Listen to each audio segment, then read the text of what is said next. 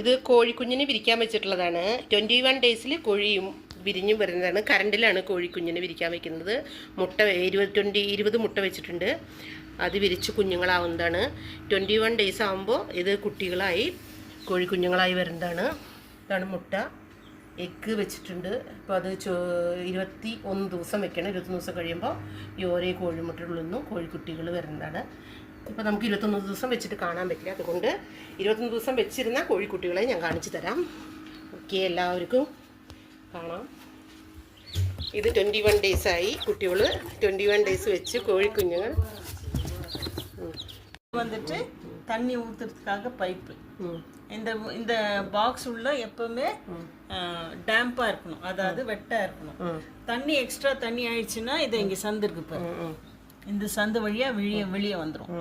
Okay, அப்போ இது மேலே இருக்கிற பாக்ஸில் வந்துட்டு இது அடாப்டரு, அப்புறம் இது டெம்பரேச்சர் கண்ட்ரோலரு, இது வந்து அலாரம் எதுக்குன்னா கரண்ட் போயிடுச்சுன்னா இது அலாரம் அடிக்குது. அப்புறம் பல்பு ஃபியூஸ் ஆயிடுச்சுன்னா அது அலாரம் அடிக்கும்.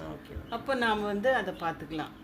ஓகே, அப்புறமா இந்த 2 ஃபேனு இங்கே சைடில் இருக்கு பாரு, இங்கே சைடில் 2 ஃபேனு. இங்க இருக்குது அந்த மாதிரி ஃபேன் உள்ளது. இந்த பாக்ஸ்க்குள்ள 2 ஃபேன் இருக்குது. இந்த எக் வச்சிருக்குது, அது பக்கத்துலயே 2 ஃபேன் இருக்கு. குட்டி ஃபேன். அந்த ஃபேன் எதுக்குன்னா டு கண்ட்ரோல் த டெம்பரேச்சர். ஏன்னா பல்புல இருந்து ஹீட் அதிகமா வரும், இல்ல ஹீட் மேல இருந்து வரும், இந்த தண்ணியில இருந்து டேம்ப்னஸ் வரும். இந்த இது வந்து ஃபேன் வந்து ரொட்டேட் பண்ணும் அந்த ஹீட். ஓகே ஓகே ஓகே ஆச்சா. இது உள்ள வந்து இந்த ட்ரே இருக்கு பாரு, இந்த ட்ரே. இந்த ட்ரேல தான் நான் முட்டை வச்சிருக்கேன். ஒரு இதுல 3 முட்டை வச்சிருக்கேன். 3, 6, 9, 12 முட்டை வச்சிருக்கேன். ஆனா இதுல வந்து 20 முட்டை வைக்கலாம். 20 முட்டை வைக்கலாம். பாக்ஸ்ல 20 முட்டை வைக்கலாம்.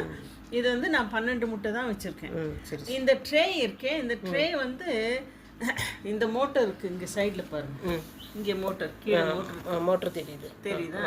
அந்த மோட்டர்ல இது வந்து ரொட்டேட் ஆகும் இந்த ட்ரே. ஓகே ஓகே, அதாவது இந்த ட்ரே இப்படி போகும், அப்புறம் ட்ரே மறுபடியும் இப்படி வரும்.